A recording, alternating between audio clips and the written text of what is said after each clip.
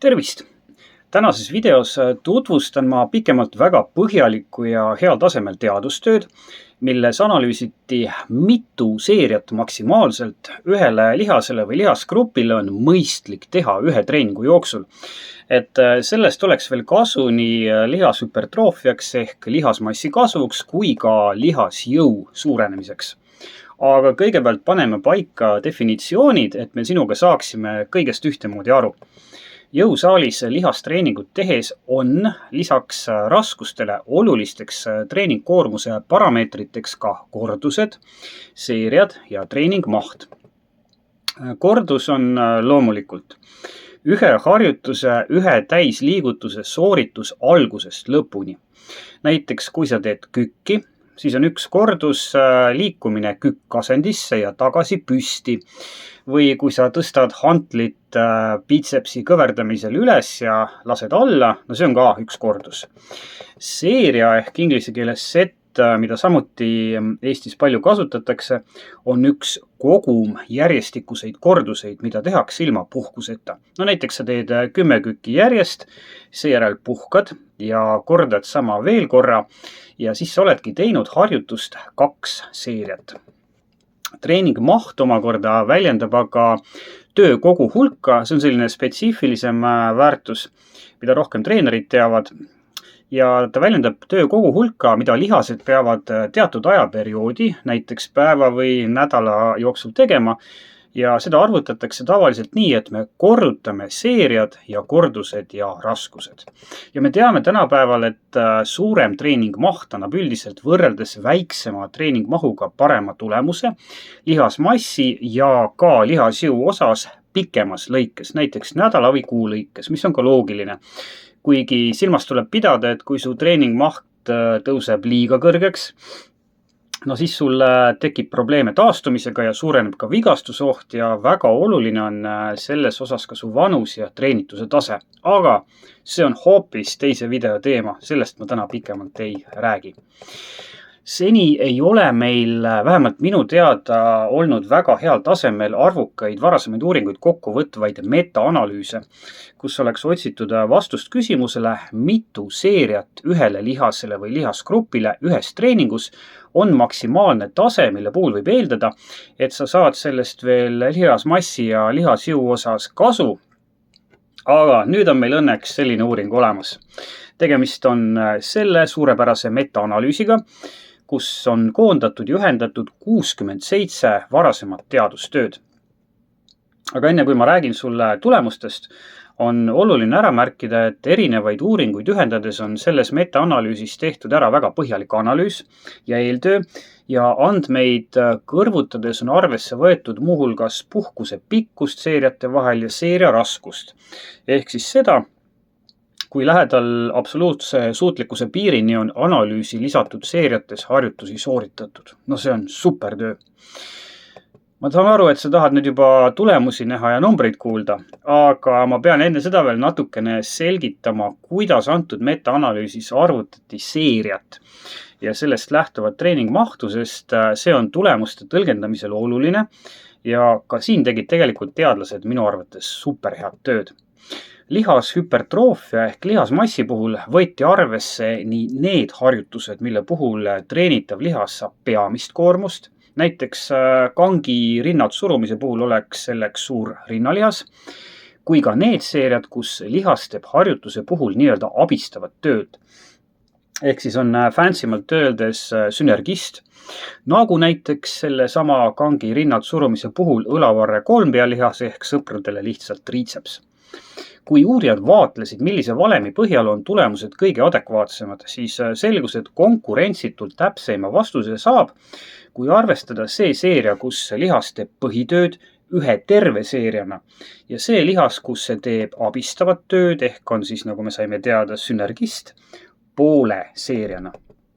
Miks ma seda räägin ja toonitan on see, et kui sa peaksid otsustama, et hakkad jälgima seda, et sa ei teeks jõusaalis nii-öelda prügiseeriaid ühele lihasgrupile. Ehk siis seeriaid, mille puhul ei ole põhjust eeldada, et neist on sulle mingit kasu ja pigem vastupidi, siis sa pead pooliku seeriana arvestama ka neid seeriaid, kus lihas on abistavas vormis. Okei, see puudutas nüüd lihasmassi kasvu ehk lihashüpertroofiat. Lihasjõud, mis on teine jõusaalis optimaalse treeningu puhul kasvav väärtus ja mis on otseselt seotud su elukvaliteedi ja ka näiteks põhjuste ülese surmariskiga. Seda ennekõike kõrgemas vanuses, aga teatud määral igas vanuses on aga hoopis teine pirukas. Nimelt me teame tänapäeval tänu arvukatele antud valdkonna teadustöödele, et lihastreeningu jõusaalis kasvatatav lihasjõud on üsna harjutuse spetsiifiline. Kohe seletan. Kui sa treenid reie eesmist osa ehk reie nelipea lihaseid tehes kangiga kükki või siis treenid neid jalapressi masina abil, siis on lihasjõu osas positiivne areng sama, kui sa kasutad sama treeningmahtu. Küll aga suudab sama lihasjõu taseme juures teha kangiga kükki enam see, kes reie nelipea lihast kangiga kükke tehes treenis ja jalapressi teha enam see, kes samu lihaseid jalapressiga treenis. Ehk siis veel kord, lihasjõud on spetsiifiline. Ja antud metaanalüüsis on ka seda arvesse võetud, jällegi suurepärane mõte, ning maksimaalsete mõistlike seeriate arvu välja selgitamisel ühes treeningus on kasutatud ainult spetsiifiliste harjutuste seeriaid. Ja tegelikult sa saad ka kohe aru, miks ei ole siinkohal mõtet lisada seeriaid, kus lihas teeb abistavat tööd, nii nagu need lisati lihasmassi puhul. Aga lõpuks ometi tulemused. Esiteks lihashüpertroofia ehk lihasmass. Ehk siis nüüd tuleb see koht, mis on sinu jaoks väga tähtis, kui sa tahad kasvatada oma lihaseid. Siin näeme me tulemust nii visuaalselt kujutatuna kui ka jutu ja numbritena, aga lihtsasse keelde tõlkides tähendavad need kõik andmed seda, et kui sinu peamine eesmärk jõusaalis on kasvatada lihast, siis ei ole tõenäoliselt mõistlik teha sellele lihasele ühe treeningu jooksul enam kui 11 seeriat. Sest see näib olevat maksimaalne kogus seeriaid, mille puhul võiks eeldada, et sellest on veel kasu. Aga ma toon siinkohal välja 2 väga olulist punkti, mis selles graafikus võib-olla üldse või väga hästi ei avaldu. Esiteks saavutad sa väga olulise lihaskasvu juba 3 või siis maksimaalselt ligikaudu 6 seeriaga per lihas per treening. Ja sealt edasi on lisakasu väga-väga väikene. Ja teiseks, kui sa siiski tahad selle väikese lisakasu välja pigistada, siis sa pead kindlasti arvestama, et iga lisanduv seeria võib tulla su taastumise ja füüsilise ja vaimse väsimuse arvelt. Nii et kui sa liigud piirile liiga lähedale või isegi üle selle, siis võib su lihaskasv tegelikult pidurduda, mitte tõusta. Nii et vähemalt selles plaanis ja tegelikult igas plaanis jõusaalis rohkem ei ole alati uhkem.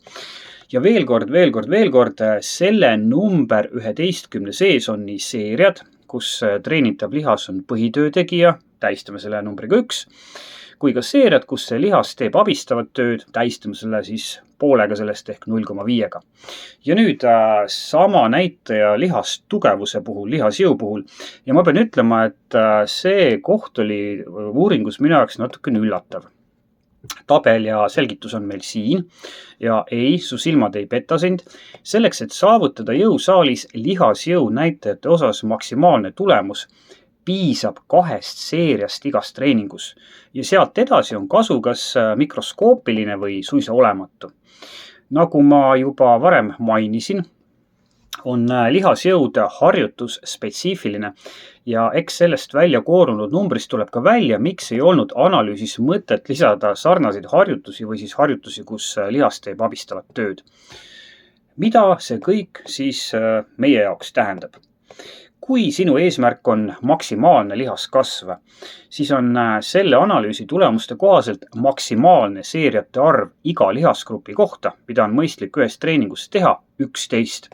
Aga arvestades, et treeningmahu tõus toob kaasa ka väsimuse, siis tasub sul kindlasti kõrva taha panna, et enamiku sellest kasust sa saad tegelikult kätte juba 5-6 seeriaga.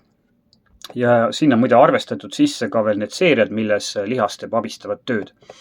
Kui sinu eesmärk on maksimaalne lihasjõud, mis peaks olema tegelikult olulisem eesmärk iga inimese jaoks, kes jõusaalis käib, siis piisab maksimaalse tulemuse saavutamiseks 2 seeriast iga treeningu kohta. Ma ütlen kohe ära, et ma olen alati soovitanud ja soovitan ka edaspidi tavalisel jõusaali külastajal, sellisel nagu sina ja mina, käia jõusaalis vähemalt 2 korda nädalas ja teha igas treeningus 3-4 seeriat igale lihasgrupile.